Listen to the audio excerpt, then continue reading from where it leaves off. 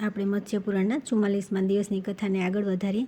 સાથે સાથે તમારું આ જે પ્રાકૃતિક શરીર છે તે પણ એક નંસા નામે પ્રસિદ્ધ થશે અને તમે ઉમાના રૂપથી અંશથી યુક્ત થઈને ઉમાથી પ્રગટ થશો. વરદાયિની સંસાર એક નંસા નામથી તમારી પૂજા કરશે. તમે અનેક પ્રકારના ભેદો દ્વારા સર્વગામિની તથા કામનાઓને સિદ્ધ કરનારી થશો. આ પ્રમાણે બ્રહ્મવાદી વિપ્રો તમને ઓમકાર રૂપ મુખવાળી ગાયત્રી અને મહાબાહુ રાજાઓ ઉન્નતિશીલા શક્તિ કહેશે. તમે પૃથ્વી રૂપે વૈશ્યોની માતા કહેવાશો અને શુદ્ર સેવી કહીને તમારી પૂજા કરશે. તમે મુનિઓની ક્ષુબ્ધ ન થનારી ક્ષમા, નિયમધારીઓની દયા, નીતિજ્ઞોની મહાન ઉપાયોથી પરિપૂર્ણ નીતિ, અર્થ સાધનાની સીમા, સમસ્ત પ્રાણીઓના હૃદયમાં નિવાસ કરનારી ઈચ્છા, સમસ્ત પ્રાણીઓની મુક્તિ, સંપૂર્ણ દેહધારીઓની ગતિ, કીર્તિમાનોની કીર્તિ, અખિલ દેહધારીઓની મૂર્તિ, અનુરાગજીઓની રતિ, હર્ષથી પરિપૂર્ણ લોકોની પ્રીતિ, શૃંગારથી સુસજ્જ પ્રાણીઓની કાંતિ, દુઃખીજનોના માટે શાંતિ સ્વરૂપા સમગ્ર પ્રાણીઓની ભ્રાંતિ, યજ્ઞાનુષ્ઠાન કરનારાઓની ગતિ, સમૃદ્ધોનો વિશાળ તટ, વિલાસીઓની લીલા, પદાર્થોનું ઉત્પત્તિ સ્થાન, લોકનું પાલન કરનારી સ્થિતિ, સંપૂર્ણ ભુવન સમૂહનો નાશ કરનારી કાલરાત્રિ તથા પ્રિયતમના કંઠે પડવાથી ઉત્પન્ન થયેલ આનંદને આપનારી રાત્રિ રૂપે સન્માનિત થશો. દેવી, આ પ્રમાણે તમે સંસારમાં અનેક રૂપે પૂજિત થશો. વરદે, જે લોકો નિયમપૂર્વક તમારું સ્તવન પૂજન કરશે તે સર્વ મનોરથોને પ્રાપ્ત કરી લેશે, એમાં સંશય નથી. બ્રહ્મા દ્વારા આ પ્રમાણે આદેશ આપ્યા પછી વિભાવરી દેવી હાથ જોડીને સારું, આ પ્રમાણે જ કરીશ એમ કહીને તુરત જ બહુ વેગપૂર્વક હિમાલયના તે સુંદર ભવન તરફ ચાલી ગઈ. ત્યાં જઈને તેણે એક વિશાળ હવેલી પર રત્ન નિર્મિત દિવાલની સહારે બેઠેલી મેનાને જોઈ. તે સમયે તેમના મુખ કમળની શોભા થોડી પીળી પડી ગઈ હતી. તેમના ગળામાં જીવરક્ષાના નિમિત્ત એક સુવર્ણ નિર્મિત વિશાળ સર્પ જેવા આકારની માળા લટકેલી હતી, જેમાં ઔષધિઓ અને અભિમંત્રિત મંત્રરાજ બાંધેલા હતા. તેમનો તે મહેલ મણિનિર્મિત દીવાઓની તીવ્ર તેજથી પ્રકાશિત હતો. ત્યાં પ્રયોજન સિદ્ધિના માટે અનેક પદાર્થ રાખેલા હતા, જેથી તે કામદેવના પરિવાર જેવો લાગતો હતો. ત્યાં જમીન પર શૈયા બિછાવેલી હતી, જેના પર શુદ્ધ અને શ્વેત રેશમી ચાદર બિછાવેલી હતી તથા મનમોહક ધૂપની સુગંધ પ્રસરી રહી હતી. ત્યાર પછી ક્રમશઃ દિવસના વ્યતીત થયા પછી વિભાવરી મેનાને તે સુખમય વિશાળ ગૃહમાં પોતાનો પ્રસાર કરવા લાગી. ત્યાર પછી જ્યારે શયન માટે બિછાવેલી શૈયાઓ પર પુરુષો પ્રાય થોડા નિંદ્રામગ્ન જેવા થવા લાગ્યા. ચાંદની સ્પષ્ટ રૂપે પ્રસરી ગઈ રાત્રિમાં વિચારનારા પક્ષી નિર્ભય થઈ આમ તેમ ઘૂમવા લાગ્યા. ચાર રસ્તા પર રાક્ષસો અને ભૂતપ્રેતોના ટોળા ભેગા થઈ ગયા. પતિ પત્ની ગાઢ રૂપે નિંદ્રામાં પોઢી ગયા. ત્યારે મેનાના પણ બંને નેત્રકમળ નિંદ્રાથી થોડા વ્યાકુળ થઈ ગયા. આવો અવસર મળતા ચિરકાળથી સ્પષ્ટ રૂપે સંયમની ઈચ્છા રાખનારી રાત્રિદેવી જગન્માતા પાર્વતીની જન્મદાયિની મેનાના મુખમાં પ્રવેશ થઈ ગઈ અને તેણે ક્રમશઃ પૂરા ઉદર પર અધાકાર જમાવી લીધો. પોતાના પ્રવેશ પછી દેવીનો જન્મ માનતી વિભાવરીએ જંગલની ગુફાની જેમ તે ઉદરમાં દેવીની કાંતિને પોતાના રંગથી રંગી દીધી. ત્યાર પછી જગતના પરિરક્ષણની હેતુભૂત હિમાચલ પ્રિયા મેનાએ સુંદર બ્રહ્મુહૂર્તમાં સ્કંદની માતા પાર્વતીને જન્મ આપ્યો. પાર્વતીના ઉત્પન્ન થયા પછી સંપૂર્ણ લોકના નિવાસી અને બધા સ્થાવર જંગમ પ્રાણી સુખી થઈ ગયા. તે સમયે નરક નિવાસીઓને પણ સ્વર્ગ જેવા મહાન સુખનો અનુભવ થયો. ક્રૂર સ્વભાવવાળા પ્રાણીઓનું ચિત્ત શાંત થઈ ગયું, જ્યોતિર્ગણોનો તેજ વધી ગયો, દેવતાઓની ઉન્નતિ થઈ, જંગલીની ઔષધિઓ વિકસિત થઈ અને ફળ સ્વાદિષ્ટ થઈ ગયા. પુષ્પોમાં સુગંધ વધી ગઈ અને આકાશ નિર્મળ થઈ ગયું. સુખદ શીતળ મંદ સુગંધિત વાયુ ચાલવા લાગ્યો. દિશાઓ અત્યંત મનોહર થઈ ગઈ. તે થોડા ઉત્પન્ન થયેલા, થોડા ફળયુક્ત અને થોડા પાકેલા પદાર્થોથી ગુણયુક્ત થવાના કારણે ચળકી રહી હતી. પૃથ્વી દેવી પણ ધાન્યથી વ્યાપ્ત થઈ ગઈ. નિર્મળ ચિત્ત અને શુદ્ધાત્મા મુનિઓની દીર્ઘકાળથી ચાલી આવતી તપસ્યાઓ સફળ થઈ ગઈ. ભૂલાઈ ગયેલા શાસ્ત્રો પુનઃ પ્રગટ થઈ ગયા. મુખ્ય તીર્થોનો પ્રભાવ પરમ પુણ્યમય થઈ ગયો. તે સમયે મહેન્દ્ર, વિષ્ણુ, બ્રહ્મા, વાયુ, અગ્નિ વગેરે હજારો દેવતા વિમાનો પર બેસીને આકાશમાં ઉપસ્થિત હતા. તેઓ તે હિમાલય પર પુષ્પવૃષ્ટિ કરવા લાગ્યા. મુખ્ય ગંધર્વ ગાવા લાગ્યા અને અપ્સરાઓ નાચવા લાગી. તે મહોત્સવના અવસર પર મહાબળી, સુમેરુ વગેરે પર્વત શરીર ધારણ કરી અને હાથમાં ઉપાર માટે દિવ્ય પદાર્થ લઈને તથા નદીઓ અને સાગરોના જૂથ બધી બાજુથી ઉપસ્થિત થયા. તે સમયે હિમાલય જગતમાં બધા પ્રાણીઓ દ્વારા સેવ્ય બની ગયા. તેઓ શ્રેષ્ઠ પર્વત રૂપે મંગલરૂપ થઈ ગયા. તે પછી દેવતાઓ તે ઉત્સવોનો આનંદ લઈને હર્ષપૂર્વક પોતપોતાના સ્થાન પર ચાલ્યા ગયા. અહીં હિમાચલ કન્યા પાર્વતી દેવી આળસ રહિત અને બુદ્ધિમાન પુરુષોની લક્ષ્મીની જેમ ક્રમશઃ મોટા થવા લાગ્યા. પાર્વતીએ પોતાના દેવ, ગંધર્વ, નાગેન્દ્ર, પર્વત અને પૃથ્વીના શીલ સ્વભાવથી યુક્ત ગુણ તથા રૂપ, સૌભાગ્ય તથા જ્ઞાન દ્વારા ક્રમશઃ ત્રણેય લોકને જીતી લીધા અને અસાધારણ રૂપે વિભૂષિત પણ કર્યા. આ દરમિયાન ઇન્દ્રે દેવતાઓને અનુકૂળ અને શીઘ્ર કાર્ય સાધનામાં તત્પર રહેનારા દેવર્ષિ નારદનું સ્મરણ કર્યું. ત્યારે ભગવાન નારદ હર્ષપૂર્વક ઇન્દ્રના નિવાસસ્થાન પર આવ્યા. તેમને આવેલા જોઈને સહસ્ત્ર નેત્રધારી ઇન્દ્ર પોતાના સિંહાસન પરથી ઊભા થઈ ગયા અને તેમણે યથાયોગ્ય પાદ્ય વગેરે દ્વારા નારદજીની પૂજા કરી. ઇન્દ્ર દ્વારા વિધિપૂર્વક કરેલી પૂજાને ગ્રહણ કરેલી નારદે દેવરાજ ઇન્દ્રને કુશળ પૂછ્યા. પછી ઇન્દ્રે આ પ્રમાણે કહ્યું. ઇન્દ્ર બોલ્યા કે મુને, ત્રિભુવનના કલ્યાણ માટે અંકુરો તો ઉત્પન્ન થઈ ગયું છે, પરંતુ તેનાથી ફળરૂપી સંપત્તિની ઉત્પત્તિ માટે આપ સાવધાન થઈ જાઓ. જો કે આપ બધું જાણો છો તો પણ કહેનાર પોતાના મિત્રને પોતાનું પ્રયોજન કહીને પરમ સંતોષનો અનુભવ કરે છે. તેથી પાર્વતી દેવી જે રીતે શીઘ્ર શંકરજી સાથે સંયુક્ત થઈ જાય તે ઉપાય આપણા પક્ષના બધા લોકોએ કરવો જોઈએ. તે પછી સંપૂર્ણ પ્રયોજન સમજીને ઇન્દ્ર સાથે સલાહ કરીને ભગવાન નારદ હિમાલયના ભવન તરફ ચાલ્યા ગયા. થોડી જ વારમાં તે દિશ્વર ચિત્ર વિચિત્ર નેતરની લતાઓથી આચ્છાદિત ભવન પર દ્વાર પર જઈ પહોંચ્યા. ત્યાં પહેલાથી જ ભવનની બહાર નીકળેલા હિમાલય મુનિની વંદના કરી. પછી તેઓ હિમાલયની સાથે પૃથ્વીના ભૂષણ સ્વરૂપ તેમના ભવનમાં પ્રવિષ્ટ થયા. ત્યાં અનુપમ કાંતિવાળા નારદ સ્વયં હિમાલય દ્વારા નિવેદિત કરવામાં આવેલા એક સુવર્ણના વિશાળ સિંહાસન પર વિરાજમાન થયા. ત્યારે શૈલરાજે તેમને યથાયોગ્ય પાદ્ય અને અર્ઘ્ય નિવેદિત કર્યા. મુનિએ વિધિપૂર્વક તે અર્ઘ્યનો સ્વીકાર કર્યો. તે સમયે શૈલરાજનું મુખ ખીલેલા કમળ સમાન હર્ષથી ખીલી ઉઠ્યું. પછી તેમણે મુનિવરને મધુરવાણીમાં ધીરેથી તેમની તપસ્યાના વિષયમાં કુશળ પૂછ્યા. આમ પછી મુનિએ પણ પર્વતરાજને કુશળ સમાચાર પૂછ્યા. નારદજી બોલ્યા કે મહાચાલ, તમારા આ ભવનને જોઈને આશ્ચર્ય થાય છે. તમે આ ભવનમાં બધા પદાર્થો સંગ્રહિત કરી રાખ્યા છે. પર્વતરાજ, તમારી ગુફાઓની વિશાળતા તો મન જેવી ગંભીર છે. તમારા અન્ય ગુણોની વિશાળતા અન્ય સ્થાવરોથી ઘણી વધીને છે. તમારા જળની નિર્મળતા મનથી પણ વિશેષ છે. શૈલરાજ, હું એવી કઈ વસ્તુ જોતો નથી જે તમારી ગુફામાં ન હોય. સ્વર્ગમાં ક્યાંય પણ તમારાથી વધીને લક્ષ્મી નથી. તમે પોતાની ગુફાઓમાં નિવાસ કરવાવાળા નાના પ્રકારની તપસ્યામાં લીન અગ્નિ તથા સૂર્ય જેવી કાંતિવાળા પવન મુનિઓ દ્વારા નિત્ય પવિત્ર થતા રહો છો. દેવતા, ગંધર્વ અને કિન્નરો સ્વર્ગવાસથી વિરક્ત થઈને વિમાનોની અવહેલના કરેલ પોતાના ઘરની જેમ તમારે ત્યાં રહે છે. અહો શૈલેન્દ્ર, તમે ધન્ય છો, કેમ કે તમારી ગુફામાં લોકપતિ શંકર પણ સમાધિમાં લીન થઈને નિવાસ કરી રહ્યા છે. દેવર્ષિ નારદ આ પ્રમાણે આદરપૂર્ણ વાણી બોલી જ રહ્યા હતા. તે સમયે પર્વતરાજ હિમાચલના પટાણી મેના પોતાની કન્યાની સાથે મુનિના દર્શન કરવા માટે આવ્યા. તેમની સાથે થોડી સખીઓ અને સેવિકાઓ પણ હતી. તેમણે લજ્જા અને પ્રેમથી વિનમ્ર થઈને તે ભવનમાં પ્રવેશ કર્યો જ્યાં જીતેન્દ્રિય મુનિ નારદ હિમાલયની સાથે બેઠા હતા. પછી હિમાલય પત્ની મેનાએ તેજોરાશિ મુનિને જોઈને લજ્જાવશ મુખને છુપાવતા રહીને હાથ જોડીને મુનિની વંદના કરી. અમિત શોભા સંપન્ન અને મહાભાગ્યશાળી મહર્ષિ નારદે ત્યારે મેનાને જોઈને અમૃત જેવા આશીર્વચનો દ્વારા તેમની શુભકામના કરી. હિમાલયની પુત્રી પાર્વતી દેવી આ જોઈને આશ્ચર્યચકિત થઈ ગયા. તેઓ અદ્ભુત રૂપવાળા નારદ મુનિ તરફ એકીટસે જોઈ રહ્યા હતા. તે સમયે દેવર્ષિ નારદે બેટી આવો આવી સ્નેહપૂર્ણ વાણીથી બોલાવ્યા, પરંતુ તેઓ પિતાના ખોળામાં છુપાઈને બેસી ગયા. આ જોઈને માતા મેનાએ પાર્વતી દેવીને કહ્યું કે બેટી, ભગવાન નારદને પ્રણામ કરો. આનાથી તમે પોતાના મનને અનુકૂળ યોગ્ય પતિ પ્રાપ્ત કરશો. માતા દ્વારા આ પ્રમાણે કહ્યા પછી પાર્વતીએ વસ્ત્રના છેડાથી પોતાના મુખને ઢાંકી દીધું અને મસ્તકને થોડું ઝુકાવી દીધું, પરંતુ મુખથી કંઈ ન કહ્યું. તે પછી માતાએ પોતાની કન્યાને પુનઃ આ પ્રમાણે કહ્યું કે બેટી, જો તમે દેવર્ષિ નારદને પ્રણામ કરી લો તો હું તમને બહુ સુંદર વસ્તુ આપીશ. હું તમને એવું રત્ન નિર્મિત રમકડું આપીશ જેને મેં ઘણા સમયથી છુપાવીને રાખ્યું છે. આ પ્રમાણે કહેવાથી પાર્વતી તુરત જ પોતાના કમળ કળી જેવી બંને હાથોથી મુનિના ચરણોને ઉઠાવીને મસ્તક પર મૂકીને પ્રણામ કર્યા.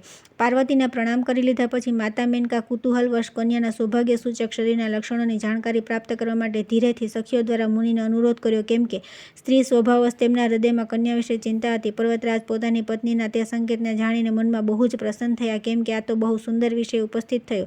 એમાં તેમને કોઈ અલગ્ય ન લાગ્યું. તેથી તેઓ સ્વયં થોડું બોલ્યા. ત્યારે હિમાચલ પત્નીની સખી દ્વારા અનુરોધ કરવાથી મહાભાગ મુનિવર નારદ પ્રસન્નતાથી રહીને આ પ્રમાણે બોલ્યા કે ભદ્રે, આનો પતિ તો હજી જગતમાં પેદા જ થયો નથી. એ બધા શુભ લક્ષણોથી રહિત છે. આની હથેલી સદા ઊંચી જ રહેશે તથા ચરણ પણ કુલક્ષણોથી યુક્ત છે. આ પોતાની છાયાની સાથે અર્થાત એકલી જ રહેશે. આના વિષયમાં વધારે શું કહું? સાંભળીને પર્વતરાજ હિમાલય વ્યાકુળ થઈ ગયા. તેમનું ધૈર્ય ખૂટી ગયું. ત્યારે તેમણે અશ્રુગદગદ કંઠથી નારદજીને કહ્યું, હિમવાને કહ્યું કે દેવર્ષિ, આ અત્યંત દોષપૂર્ણ સંસારની ગતિ દુર્વેગ્ય છે. આ અવશ્યંભાવીન સૃષ્ટિમાં કોઈ કરતા મહાપુરુષ દ્વારા જે મર્યાદા સ્થાપિત કરવામાં આવી છે તે સંસારી જીવોના માટે સ્થિર છે. જેના બીજથી ઉત્પન્ન થાય છે તે પોતાને ઉત્પન્ન કરનારા માટે નિરર્થક હોય છે. તે જ પ્રમાણે ઉત્પન્ન કરનારા પણ ઉત્પન્ન થયેલાનો કોઈ નથી. આ તો સ્પષ્ટ છે, કેમ કે પ્રાણીઓની અનેક જાતિઓ પોતપોતાના કર્મ અનુસાર જ ઉત્પન્ન થાય છે. એક જ જીવ અંડજના સંપર્કથી અંડજ યોનિમાં પેદા થાય છે અને તે જ પુનઃ મનુષ્યના સંયોગથી માનવ યોનિમાં ઉત્પન્ન થાય છે. પછી માનવ યોનિથી પણ વિપરીત સર્પ વગેરે યોનિઓમાં જન્મ લે છે. ત્યાં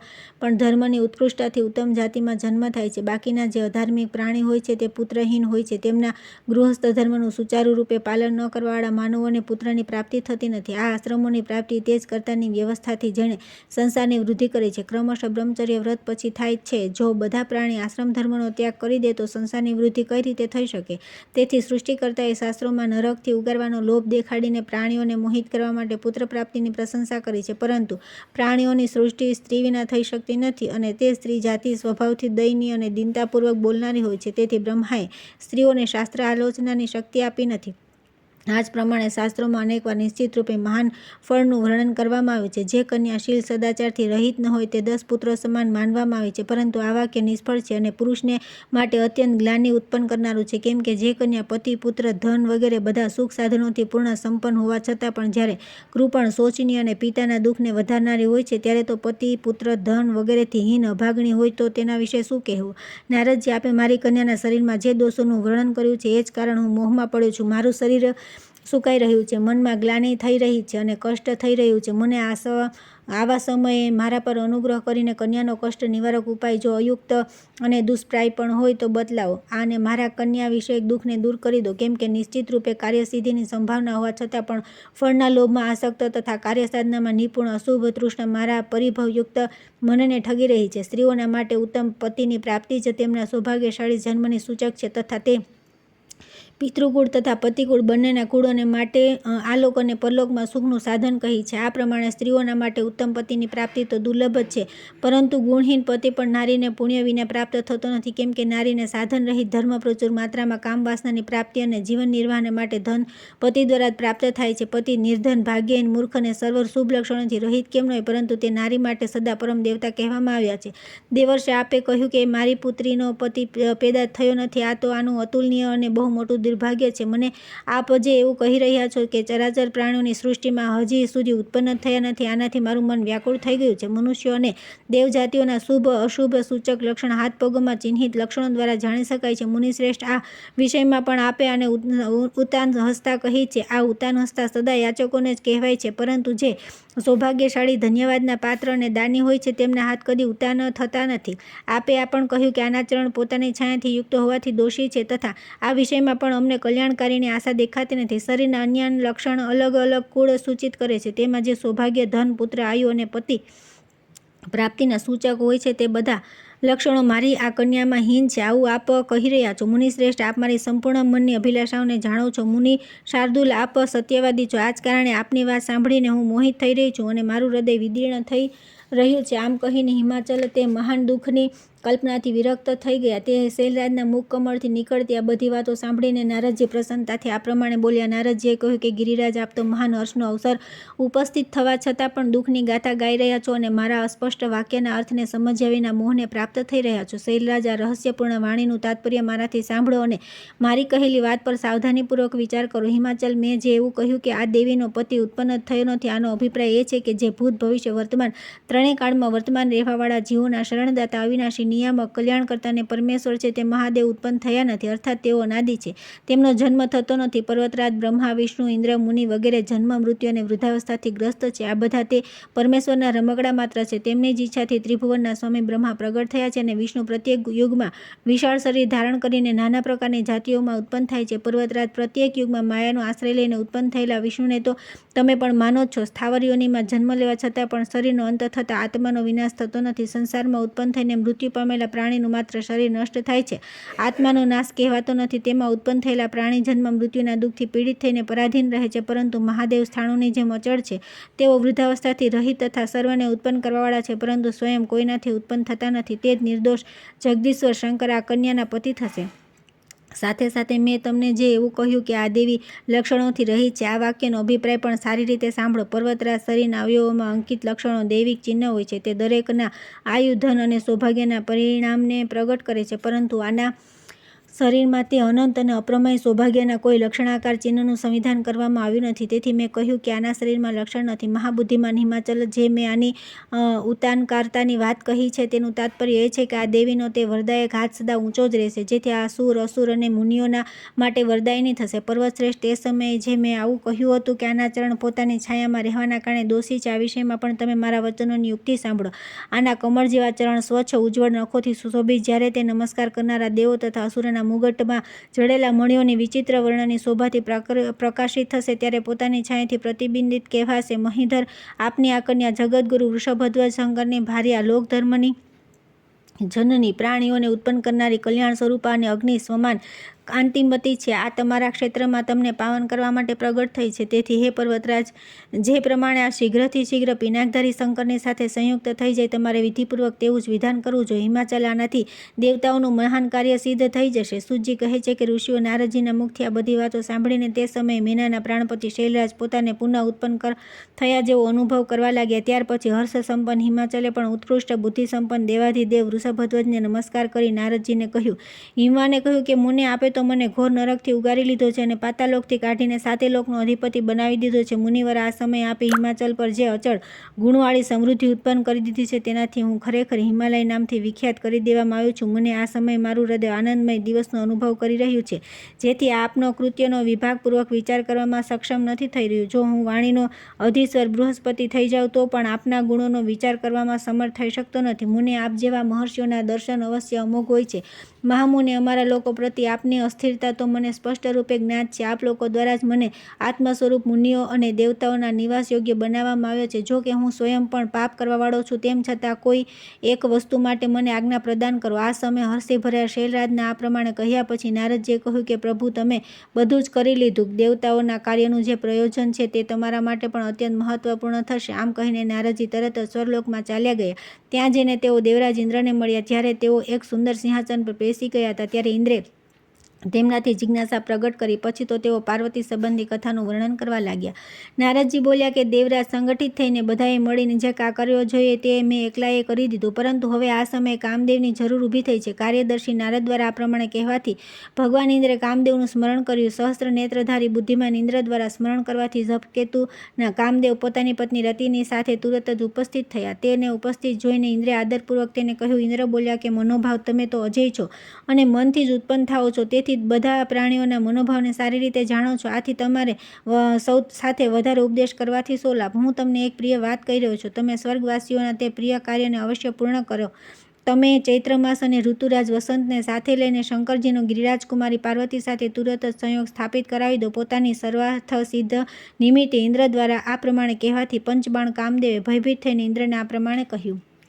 કામદેવે કહ્યું કે જગન્નાથ, શું તમે એ જાણતા નથી કે મુનિઓ અને દાનવોને ભયભીત કરનારી દેવ સામગ્રીથી શંકરને વશ કરી લેવા સહેલું નથી? તે મહાદેવની ઇન્દ્રિયો વિકાર રહિત છે, આ પણ તમે જાણો છો. સાથોસાથ મહાપુરુષોની પ્રસન્નતા અને ક્રોધ પણ મહાન હોય છે. આ સમયે આપ જે સંપૂર્ણ ઉપભોગને સારભૂતા સ્વર્ગની અપ્સરાઓ તથા ચેષ્ટા કર્યા વિના જો પ્રાપ્ત થનારા સુખદાયક પદાર્થોનો ઉપભોગ કરી રહ્યા છો, તે શંકરજી પ્રત્યે પ્રમાદ કરવાથી નષ્ટ થઈ જશે. થોડું આ બાબત પર વિચાર કરી લો, કેમ કે સામાન્ય પ્રાણીઓને પણ કાર્ય ફળની સંભાવના પહેલેથી જ દેખાય છે. ઇન્દ્રદેવ, જે લોકો સામાન્યને છોડીને વિશેષની આશંકા કરે છે, તેમનું સામાન્ય પતન થઈ જવું ફળ છે. કામદેવની આ વાત સાંભળીને ઇન્દ્રે તેને કહ્યું. ઇન્દ્ર બોલ્યા કે રતિવલ્લભ, તમારા આ કથન માટે અમે લોકો પ્રમાણ છીએ. તમારી વાતમાં કોઈ સંદેહ નથી, પરંતુ નિર્મિત વસ્તુના આકાર પ્રકાર વિના, લુહાર અથવા કારીગરની શક્તિ વિના જ્ઞાન થતું નથી, તથા કોઈની પણ શક્તિ કોઈ વિશેષ વિષયમાં સફળ રૂપે જોવામાં આવે છે, સર્વત્ર નહીં. ઇન્દ્ર દ્વારા આ પ્રમાણે કહ્યા પછી રતિ સહિત કામદેવ સહાય રૂપે પોતાના મિત્ર ચૈત્ર માસને સાથે લઈને તુરત જ હિમાલયના શિખર પર પહોંચ્યા. ત્યાં જઈને તે કાર્યની સિદ્ધિ માટે ઉપાયપૂર્વક ચિંતા કરવા લાગ્યા. તેણે વિચાર્યું કે જે લોકો મહાન લક્ષ્યથી યુક્ત અને અટલ નિશ્ચયવાળા છે, તેમના મનને જીતવું બહુ કઠણ છે. તેથી સર્વપ્રથમ તેમને જ સંક્ષુબ્ધ કરીને નિશ્ચય રૂપે વિજય પ્રાપ્ત કરી શકાય છે, કેમ કે પૂર્વકાળમાં મનને શુદ્ધ કરીને લોકોએ ઉત્તમ સિદ્ધિ પ્રાપ્ત કરી છે.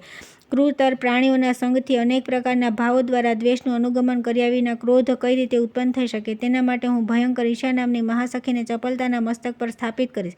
ત્યાર પછી ધૈર્યના પ્રવાહને વિધ્વંસ કરનારી મહાન બળવાન મનની તે ઉત્કૃષ્ટ વિકૃતિને શંકરજી પર વિનયયુક્ત કરીશ. ત્યાં ધૈર્યના દ્વારોને બંધ કરીને તથા સંતોષને દૂર અઠાવીને કોઈ પણ એવો શ્રેષ્ઠ વિદ્વાન નથી જે મને જાણવા સમર્થ થઈ શકે. કોઈ પણ કાર્યના આરંભમાં વિકલ્પ માત્રનો વિચાર કરવાથી મનની વિરૂપતા ઉત્પન્ન થઈ જાય છે, જેથી આગળ જતાં મૂળ કાર્યનો આરંભ થયા પછી ગંભીર આપત્તિઓના કારણે કાર્ય દુસ્તર થઈ જાય છે. તેથી હવે હું રમણીય સાધનોના સંવિધાનથી તે સ્થિરતાત્મા શંકરજીના ઇન્દ્રિય સમૂહને ઢાંકીને તેમની તપસ્યા ભંગ કરીશ. આ પ્રમાણે વિચાર કરીને કામદેવ પ્રાણીઓના પાલક શંકરના તે આશ્રમ પર ગયા. ત્યાં અંબાના વૃક્ષ હતા, જેમની છાયામાં વેદીઓ બની હતી. તે શાંત સ્વભાવના જીવથી વ્યાપ્ત તથા પર્વતીય પર્વતીય જીવોથી ભરેલા હતા. ત્યાં અનેક પ્રકારના પુષ્પની લતાઓ ફેલાયેલી હતી. ઉપર આકાશમંડળમાં ગણેશ્વર વિરાજમાન હતા. ત્યાં એક બાજુ લીલા ઘાસની ઉપર વૃષભરાજ નંદીશ્વર નિશ્ચિત ભાવે બેઠા હતા. ત્યાં કામદેવે ત્રિનેત્રધારી શંકરજીની પાસે કોઈ બીજા પુરુષને જોયો. તેનું નામ વીરક હતું, જે જગતના વીરોમાં મુખ્ય હતા. તેની શરીર શોભા શંકરજી જેવી હતી. તેની જટાઓ યક્ષ કુમકુમ અને પદ્મ કેસર જેવી પીળી હતી. તેના હાથમાં બેત હતું. તે વિષધર સર્પોના આભૂષણોથી વિભૂષિત થઈને નિશ્ચિત ભાવે બેઠા હતા. પછી કામદેવની દ્રષ્ટિ ક્રમશઃ શંકરજી પર પડી, જેમના નેત્ર કમળદળ જેવા અર્ધ ખુલ્લા હતા. જેઓ પોતાના સુંદર નેત્રો દ્વારા નાસિકાના અગ્રભાગને જોઈ રહ્યા હતા. તેમના ખભા પર સિંહના ચામડા જેવું લાંબુ ઉત્તરીય લટકી રહ્યું હતું. કાનોમાં કુંડળ રૂપે પહેરેલા સર્પોના મુખથી નીકળતા નિશ્ચાગ્નિથી તેમનું શરીર પીળું દેખાતું હતું. તેમની લાંબી જટાઓ, ખપર અને તુંબડી પણ હાલતી રહીને શોભી રહ્યા હતા. તેઓ વાસુકી નાગની શૈયા બનાવીને તેના નાભિમૂલ પર બેઠા હતા. તેમની બ્રહ્માંજલિમાં ભૂષણ રૂપે ધારણ કરેલા સર્પની પૂંછનો અગ્રભાગ સ્થિત હતો. ત્યાર પછી શંકરજી જે વૃક્ષની નીચે બેઠા હતા તેની ઉપર ડાળી પર ભ્રમરોનો ગુંજારો થવા લાગ્યો. તે સમયે કામદેવ શંકરજીના સ્ત્રોત માર્ગથી મનમાં પ્રવિષ્ટ થયા. ભમરાઓના તે કર્ણપ્રિય ઝણકાર સાંભળીને શંકરજીનું મન કામદેવના પ્રભાવથી અનુરક્ત થઈ ગયું. ત્યારે તેમણે પોતાની પ્રિયા દક્ષ કન્યા સતીનું સ્મરણ કર્યું. તે સમયે તેમની તે લક્ષ્યને પ્રત્યક્ષ રૂપે પ્રગટ કરનારી અત્યંત નિર્મળ સમાધિ ભાવના ધીરે ધીરે અદૃશ્ય થઈ ગઈ. તેઓ વિઘ્નો દ્વારા લક્ષ્યથી વિમુખ થઈ જવાથી સતીની તન્મયતાને પ્રાપ્ત થઈ ગયા. થોડા સમય પછી જીતેન્દ્રિય હોવાના કારણ શંકરજી આ કામજન્ય વિકારને સમજી ગયા. પછી તો તેમનામાં થોડા ક્રોધની માત્રા આવી ગઈ. ત્યારે તેમણે ધૈર્ય ધારણ કરી પોતાને કામદેવની સ્થિતિથી મુક્ત કરવા માટે યોગમાયાનો આશ્રય લીધો. તે માયાથી પ્રભાવિત હોવાના કારણે કામદેવ બળવા લાગ્યો. ત્યાર પછી જે વાસના અને દુર્વ્યસનનું મૂર્તરૂપ સ્વેચ્છાનુસાર શરીર ધારણ કરનાર અજય ક્રોધ અને દોષનું આશ્રય સ્થાન હતો, તે કામદેવ શંકરજીના હૃદયથી બહાર નીકળ્યા અને એક બહારના સ્થાનનો આશ્રય લઈને નજીક જ ઊભા થઈ ગયા. તે સમયે તેનો પરમ સ્નેહી મિત્ર મધુ ચૈત્રમાસ્યા વસંત પણ તેની સાથે હતો. ત્યાં આંબાના વૃક્ષ પર મંદ વાયુથી હલાવવામાં આવેલા પુષ્પગુચ્છને જોઈને મકરધ્વજ કામદેવે તુરત શંકરજીના વક્ષસ્થળ પર તે મોહન નામક બાણ છોડ્યું. તે વિમોહન નામ પુષ્પબાણ વિનાશકારી, મહાન, પ્રભાવશાળી, કઠોર અને વિશાળ હતું. તે શંકરજીના નિર્મળ હૃદય પર જઈને પડ્યું, જેથી તેમનું ઘાયલ હૃદય થયું અને તેમની ઇન્દ્રિયો વિચલિત થઈ ગઈ. પછી તો પર્વત જેવા ધૈર્યશાળી હોવા છતાં પણ શંકરજીના કાનમોખ થઈ ગયા. પરંતુ અનેક બહારના વિઘ્નો પ્રાપ્ત થવા છતાં પણ સદભાવના પ્રભુત્વના કારણે તેમના કામનો આવેશ વિશેષ રૂપે ન થયો. તે ઉપરાંત ક્રોધાગ્નિ ઉત્પન્ન થયેલા ભયંકર અહંભાવના ભયંકર શબ્દયુક્ત મુખ પર ક્રોધાગ્નિ ઉદ્દીપ્ત ત્રીજું નેત્ર પ્રગટ થઈ ગયું, જે ભીષણ રૂપધારી શંકરજીનું જગતનું સંહાર કરનારું ભયાનક રૂપ હતું. પછી જટાધારી શંકરજીએ પોતાની નિકટમાં સ્થિત કામદેવ તરફ દ્રષ્ટિપાત કર્યો. પછી તો નેત્રથી નીકળેલા તે તણખલા તુરત જ કામીઓના વિકારને વધારનારા કામદેવને બાળીને ભસ્મ કરી દીધો. આ જોઈને સ્વર્ગવાસી હાહાકાર કરવા લાગ્યા. આ પ્રમાણે શંકરજીના નેત્રથી પ્રગટ થયેલો અગ્નિ કામદેવને ભસ્મ કરીને જગતને બાળવા માટે આગળ વધ્યો અને જ્વાળાઓ વડે જગતના પદાર્થોનું ભક્ષણ કરવા લાગ્યો. ત્યારે શંકરજીએ જગતનું કલ્યાણ કરવા માટે તે અગ્નિનું વિભાજન કરી દીધું. તેમણે કામાગ્નિને વિભક્ત કરી આંબાના વૃક્ષ, વસંત ઋતુ, ચંદ્રમાં સુગંધિત પુષ્પ, ભ્રમરો અને કોકિલાના મુખોમાં સ્થાપિત કરી દીધો. બહાર અને અંદર બંને પ્રકારે ઘાયલ થયેલા શિવજી દ્વારા વિભક્ત થયેલા તે કામદેવનું બાણ અનુરાગ અને સ્નેહથી ઉદ્દીપ્ત થઈ વેગપૂર્વક દોડતા અગ્નિની જેમ લોકોના મનને ક્ષુબ્ધ કરવા લાગ્યું.